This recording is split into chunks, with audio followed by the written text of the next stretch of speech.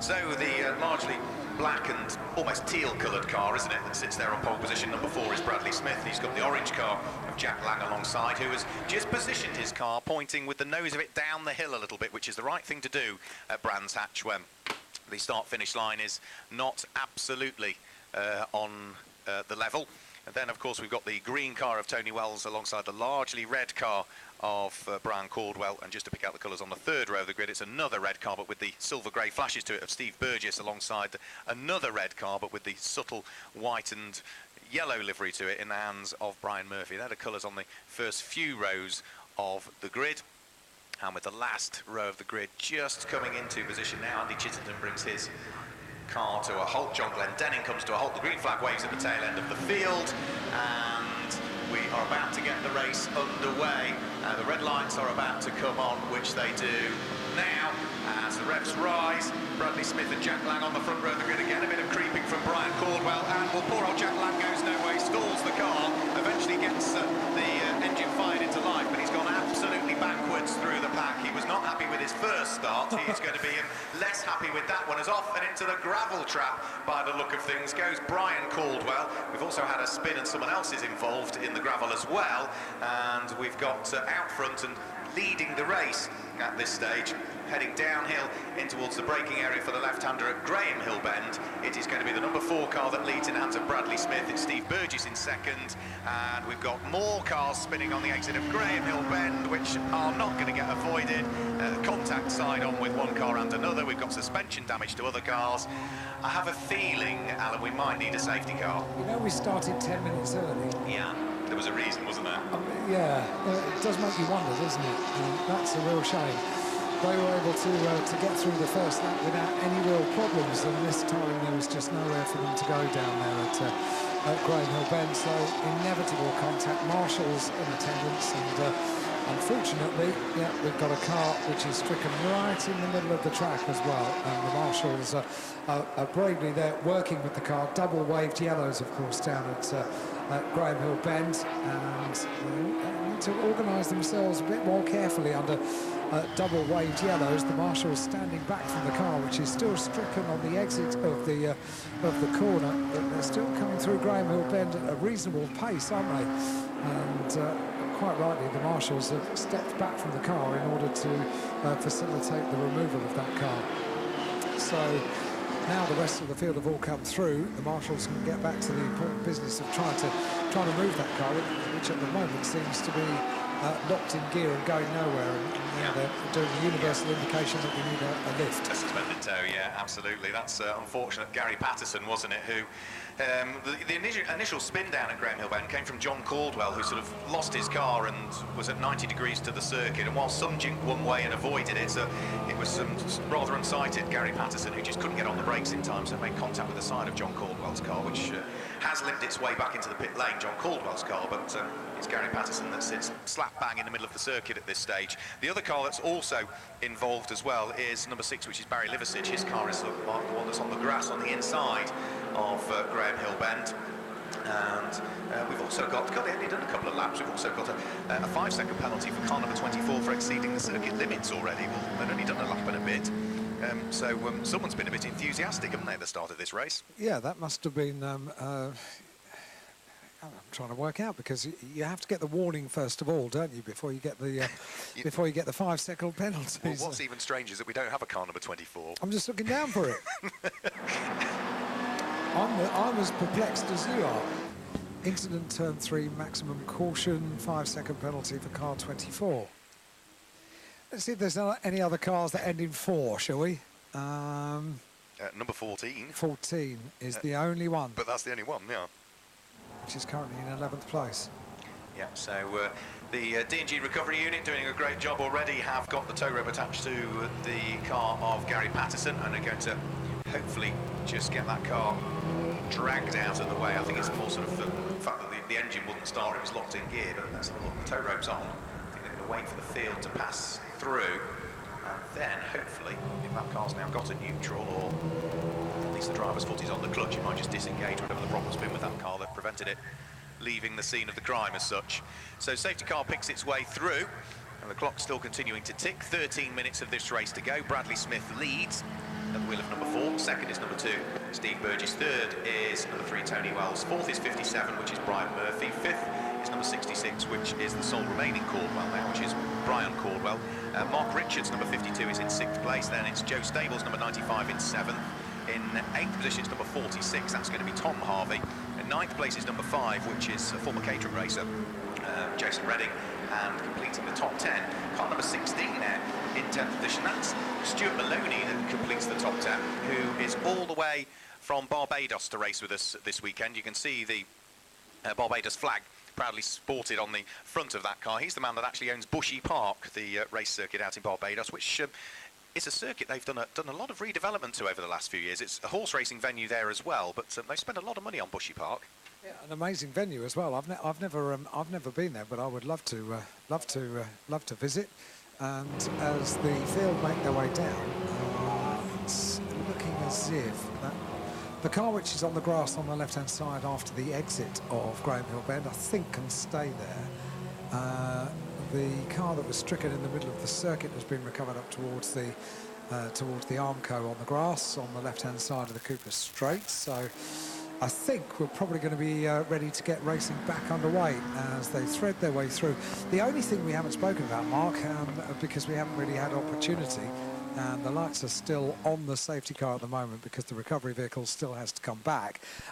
We haven't spoken too much about the start for Jack Lang. He was a very lucky boy. He was a very lucky boy, yeah. It must be that awful feeling, and it must be even worse for the driver when you're on the front row of the grid and for whatever reason, just waiting for the incident. Yeah. Thankfully for Jack Lang, the drivers behind were reasonably well sighted and were able to jink one way or the other, and thankfully he got the car fired up, didn't he, in time before what otherwise could have been a very nasty start line incident, all averted thankfully. So it also now gives us the ability to watch the progress of Jack Lang through the field. Yes, he's going to make less progress because of this safety car period, but he's already up to 22nd place, and with the pack being bunched, he should be able to pick a few off, one would have thought, in the early stages of this one. The lights are still on the safety car, but I'm sure as he heads onto the Cooper Straight we'll see them extinguished, which bang on cue we do, which means that the safety car is in at the end of this lap, so we should get the best part of 10.5 minutes racing. Well, we had a safety car in race number 1, and when that safety car peeled back in, it was a good restart for Jack Lang to propel himself into what was an unassailable lead. This time Bradley Smith gets things going and accelerates his way through, ready to get the race back underway once more. Again, no overtaking until they've come over the start-finish line, so it's Bradley Smith that leads the pack up towards Paddock Hill Bend. In 2nd position is Steve Burgess, then it's the green car of Tony Wells that's there in 3rd position, ahead of Brian Murphy's red machine that's there in 4th place. Of course, Jack Lang down in 22nd position is still to come over the start-finish line, and of course can't overtake until he's done so. So he picks one car off on the run up towards Paddock Hill Bend. That's Sean Mellors. So that's another place gain there for Jack Lang, as out of the pit lane and limping his way back around the circuit, I'm sure destined for retirement this time, is going to be number 10, John Caldwell. He was involved in that incident that brought out the safety car, and clearly Alan still has some issues. It does, yeah, and it's peculiar. It doesn't really seem to have the pace, and was able to, unfortunately, down at Graham Hill Bend, get in the way of a couple of cars that were making their way through the corner as well. So that car is clearly not quite as it should be, and one would presume it's about to come back into pit lane, but I don't think it is. It seems to be staying out there, so I wonder if the car is now behaving a little bit better. Across the line it goes. We've now got 7 laps in the book in total. Bradley Smith, maybe not surprisingly, has just put in the fastest lap of the race on that lap after the restart. That's a 46.801, so he goes fastest lap of the race. He's got an advantage over Burgess in 2nd place of 1.5 seconds after the restart. Jack Lang up from 22nd to 19th on that lap, as over the start-finish line in a few moments will come Bradley Smith. This is lap number 8 that's about to be completed. The cork in the bottle at the moment is in 3rd position. That is car number 3 in the hands of Tony Wells. So Tony Wells comes over the start-finish line now with a train of cars queuing up behind him, including what is Brian Murphy, then the second of the 2 red cars, which is Brian Caldwell. Add into that fact that Mark Richards at the wheel of the black car is not too far away. So that's a good little train of cars fighting for 3rd, 4th, 5th, 6th. You could almost argue 7th, 8th, 9th, 10th and 11th if you wish. with the train just now turning all of its way out of Druids in towards the braking area for Graham Hill Bend. Another new fastest lap of the race last time through for Bradley Smith, a 46.253, stretching the lead advantage by a further quarter of a second, so the gap is now up to almost 2 seconds between first and second position. And as they head over the start-finish line, it is going to be lap number 10 that our race leader heads on to. 8 minutes to go, Alan. You were right to say that Tony Wells was the cork in the bottle, but he's now not so much the front of the train, is he? Because he's pulled away a little bit from number 57, Brian Murphy, in 4th place. So maybe Murphy is more of the cork in the bottle himself. They all close up, and that's not surprising, under braking as they go around Druids. But I think in 3rd place, the number 3 car of Tony Wells had a bit of an advantage at the start of this lap. That advantage seems to have dissipated slightly now as they go down the Cooper Straight towards Surtees, and he falls back into the clutches a little bit of the 4th place car as they head through McLaren up towards Clearways, and the conclusion of another lap at the end of this one, which already Bradley Smith has done. Across the line he goes, so the number 4 car across the line. 10 laps are in the book now. Another fastest lap, a 45.613, so lap after lap now. The man that started on the outside, on pole position, on the inside of the front row of the grid on pole position, is now consolidating his advantage. It's now 3.009 of a second, the advantage for the race leader, Bradley Smith. 10 laps completed, and fastest lap as well, 45.613. Yeah, so it looks as though there was a poor exit that time out of Graham Hill Bend for the car that's in 5th position, which is Brian Caldwell. That's dropped him away from the clutches of Brian Murphy, who he was trying to attack, and has now put him right into contention with Mark Richards, number 52, who occupies 6th position. Mark Richards also under pressure from Joe Stables at the wheel of car number 95. So over the start-finish line they'll go. Leading pair already through. Another new fastest lap of the race for Bradley Smith. We've got a car in the gravel trap, however, up at Paddock Hill Bend, which is bringing about the waving of the yellow flags. So marshals on hand, driver clambering out, and the car that's come to grief in the gravel trap up there is Mark Hignett. So that's the number 8 car that's going no further. He's out the car now, running away. So he's in a place of safety, which is good news, but I'm not sure the car is it? Safety car. Yeah, I had a feeling that might be the case.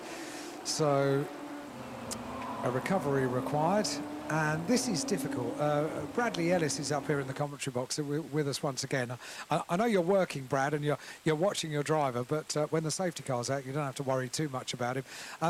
But you know about these cars, and you also know about these races and the way they pan out. When you have a safety car and then you get a few racing laps and another safety car, you can't get in a groove, can you? It's not so much that. I think it just leads into the tyre temps dropping, and then everyone else pushing like crazy again straight after the safety car. So a lot of people make mistakes. So it's not so much the driver's not in a groove, it's that they're not allowing for the drop in tyre temp. So they will make a few more mistakes, which will make the racing hopefully exciting. On a day like today, after a safety car intervention, how many laps to get the tyres back up to temperature when you're under racing conditions? It'd just be another lap or so. As long as you're pushing hard still on that lap, you should only take another lap to get them back up to full. It is still reasonably chilly out there, isn't it? Yeah, it's very cold outside. It's nice and warm in the commentary box. So. Oh, you're up here, isn't it? You've taken your jacket off now. So, yeah, it's a bit like a greenhouse up here, which is great, which is absolutely super on a day like today. But it is pretty chilly down there as the recovery, the snatch taking place in the gravel trap over at the bottom of Paddock Hill Bend. I almost called it Gravel Hill Bend. Well, I suppose that's more appropriate today. We've had a few cars over there, haven't we, in the gravel, and we've got this recovery that needs to take place. Won't take too long once it does happen, but as Brad has just said, the tyre temperature, that's the thing. Incident turn 1, maximum caution indicated on the screen, but when the safety car is out, the clock continues to count down, and it's now counted down to 4 minutes remaining. So 4 minutes remaining for our second race of the day for the Radical Challenge. And plenty more racing coming up this afternoon for you as well. Straight after this, we'll have the first race of the weekend for the Toyo Tyres Racing Saloons. Lotus Cup coming up, and monopostos with the moto engine cars. Another race for the Toyo Tyres Racing Saloons. Another race for those that you see out at the moment, the Radical Challenge. F3 Cup and Toyo Tyres Production BMW's qualifying rounds out our afternoon. So a full and varied programme of tin tops and single seaters all coming up for you this afternoon, and throw in a few sports cars as well. And that's how we've got day one panning out for you here today at Brands Hatch. And of course this is a new addition to our MSVR race weekends here at Brands Hatch. We're also live broadcasting around the world with not just the audio, but with television and live timing as well. So wherever you are, wherever you're watching, welcome along. I hope you're enjoying the coverage. We're in a safety car period for the recovery of a car down at Paddock Hill Bend, which that recovery appears to be coming to a conclusion now. And with just 2.5 minutes remaining on the clock, this is going to be very much a sprint race when it gets back underway. And it's not going to, I don't think, at the end of this lap, because the safety car lights are still on as it heads around Clearways. The BMW safety car heading through Clearways up towards Clark Curve, still with the amber lights flashing on the roof of the car. So there's going to be at least one more lap behind the safety car. And as Brad was saying, keeping the tyres up to temperature, that's the major concern. And now you can see them really weaving the cars from side to side as much as they possibly can. Safety car will be in this lap, but there's only, what, 1 minute and 45 seconds remaining, so the last lap board is out at the same time, Alan. So they've got little choice than to, as Bradley suggested, over pushing on cold tyres. Well, they've not got a great deal of choice in reality, have they? Final lap of the race is about to start. This is going to be good then, isn't it? It's going to be a good lap, as it was certainly going to be an exciting lap, because the safety car heads down from Druids. It's still got its lights on at the moment. They'll go out in a couple of moments. It'll head down the Cooper Straight. Bradley Smith weaving the car from side to... I nearly called him Ellis. Very, very close. John Bryant, who, of course, takes photographs for snappyracers.com, busy snapping today. He's racing, isn't he, this weekend as well? I thought he'd be having a day off from taking photographs, because he needs to concentrate on competing. Once a photographer, always a photographer. Here we go, safety car in, and the BMW peels off to the right-hand side. A one-lap sprint about to get underway. Here we go, we're about to get things underway. Bradley Smith away and gets the race back underway. The last lap board, as we say, is out, so they will head over the start-finish line. Bradley Smith leads the race. Steve Burgess in second place. Tony Wells there in third position. Certainly for the first two, they've got a good restart, haven't they? It's Tony Wells again, who just needs to watch his mirrors. He's got Brian Murphy not that far away. Then there's the second of the two red cars, which is Brian Caldwell. And if you add into the mix as well that Mark Richards is nipping at the heels, any one of those three could potentially still be on the podium at this stage. But there's only 15 seconds to go as Bradley Smith charges his way through Surtees, through McLaren, up towards Clearways Corner. The checkered flag is being readied for them this time through. In fact, is it? Yep, checkered flag is being. One more lap to go. An extra lap they're adding in, so they will come over the start-finish line. The clock has ticked to 0, but they've given them an extra lap to get things going. And well, for Bradley Smith, I'm sure he'd have rather seen the checkered flag on that lap. Probably matters not, Alan, because it was a good restart, wasn't it, from him? It was a great restart, yeah. And they have to be ready for anything to react to any instruction that they're given. They may have thought that that was going to be the last lap, but they need to press on and do another one. We've got another one off in the gravel at the top of Paddock Hill Bend, and in a big cloud of dust. We can't identify who that is. Mark, I'll leave you on that one, and I'll make sure that Bradley Smith gets around these final few turns to take the checkered flag without a problem. Out of Clark Curve he comes, and the checkered flag is prepared down here on the start-finish line. It's going to be a win for Bradley Smith. Car number 4 across the line. Car number 2 in second place, and the gap between the top two, Burgess in second place, 1.3 seconds, and Wells completes the top 3. Yeah, it was David Simpson, unfortunately, that ended up in the gravel trap at Paddock Hill Bend. I think it was two cars that were both vying for the same piece of tarmac at the same time, and with a little bit of contact between the two of them, unfortunately, it was David Simpson that came off the worst of the two. So Bradley Smith claims the win by 1.3 seconds from number 2, Steve Burgess, who's there in second. Third is number 3, Tony Wells, and fourth is 57, Brian Murphy. Fifth is 66, Brian Caldwell. Sixth place is number 52. which is Mark Richards. 7th is 95, Joe Stables. 8th position is 46, that's going to be Tom Harvey. Then in 9th position, all the way from Barbados to race with us this weekend, is car number 16, Stuart Maloney. He'll be pleased with that. And completing the top 10 is car number 14, John McLeod. 11th place is 5, Jason Redding. Jack Lang recovered after stalling on the front row of the grid and dropping all the way to the tail end of the field. He finished in 12th position ultimately. So I suppose that damage limitation there in that respect, because he will still accumulate a chunk of points towards his championship for finishing in 12th position. That's 10 points he would get if he finished in 12th place. So well done to Jack Lang for minimising the damage in that respect. 13th place was Peter Tyler, number 80. Then it was Elliot Goodman, number 28, in 14th position. 15th was number 20, Mark Crader. 16th position for Jack Manchester, car number 15. 17th was the number 72 car, which was Cliff Butler. And then 18th position is where we see car number 11, which is Lee Bailey. 19th was Jason Rishover, car number 23. And Simon Garmston completing the top 20. So the cars making their way back into the pit lane. Of course, we will see them back out again later on today, because it's a busy day today for the Radical Challenge. They had that 25-minute qualifying session this morning. They had one race before lunch. They've just had this one. Well, they've got another race coming up later on today. That's scheduled to take place just before 5 o'clock this evening, about 5 to 5 this evening. We'll see that one, and of course that will be a 40-minute race with a mandatory pit stop window and driver changes as well over the course of that one. That race counting towards the team championship for those drivers that are concentrating on the endurance racing side of the Radical Challenge rather than the sprint races that we've seen. Alan Hyde has made his way down into the pit lane, and hopefully, Alan, have you got some drivers already? Third place, car number 3, Tony Wells onto the podium. Well done, Tony. Congratulations. Makes his way up to Amanda at the far end of the podium, where a trophy is standing by and a bottle of bubbly as well. Well done to Tony Wells in third place. In second place, one step higher, Steve Burgess. Well done, Steve. Congratulations. Makes his way on to step number 2, where Amanda is standing by with congratulatory kiss and a trophy and a bottle of bubbly as well. And then to our winner, Bradley Smith. Well done, Brad. Congratulations. Makes his way onto the top step of the podium. I'll have a chat to them all in a couple of moments. A nice round of applause for them. Thank you, Amanda, for making the presentation. They pose with their trophies. Bunch up together, guys, and we'll have a nice picture of all three of you on the top step of the podium. They're not going to spray champagne, or are they? No, of course not, no. Bradley gives me a look as if to say, are you joking? We've got another race to look forward to this afternoon. That was difficult to get into the groove, to get tyre temperature and all of that kind of thing, wasn't it?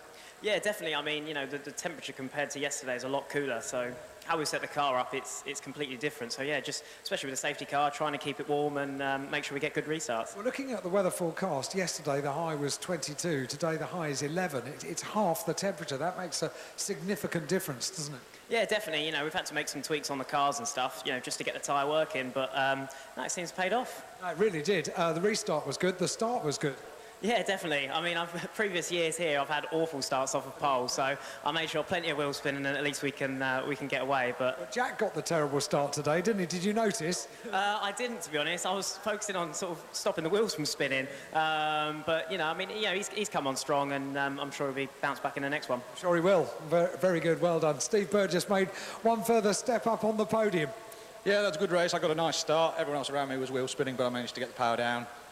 So I went from 5th to 2nd. Are they reasonably tricky to get off the line? Yeah, exceedingly, yeah. I did rather wonder. It's a very fine line between a stall and lighting the tyres up. Yeah. Especially with a slight incline on the start and the cold tyres, it's very difficult. I noticed a couple of the cars just roll a little bit, but they once they do that, it's impossible to stop it and then get it started again. They have to just go with the roll, I suppose. Yeah, it's hard when it's hard to heel and toe, you know, because you've got your foot in the clutch, one on the accelerator. Yeah. You don't want to heel and toe on the start line. No, so I guess that's not deliberate, but it's the only way of not stalling. Well, it shouldn't be done really. I mean, we were all meant to be standing still, so... Yeah. Okay, thank you, Steve. It's good to get that insight into how difficult the cars are to get off the line. So take me your start. Yeah, well, it was better than the first time, wasn't it?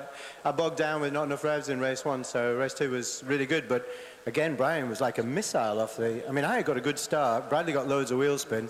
Brian was around the outside. I had to back out, but then he had no chance to get through paddock.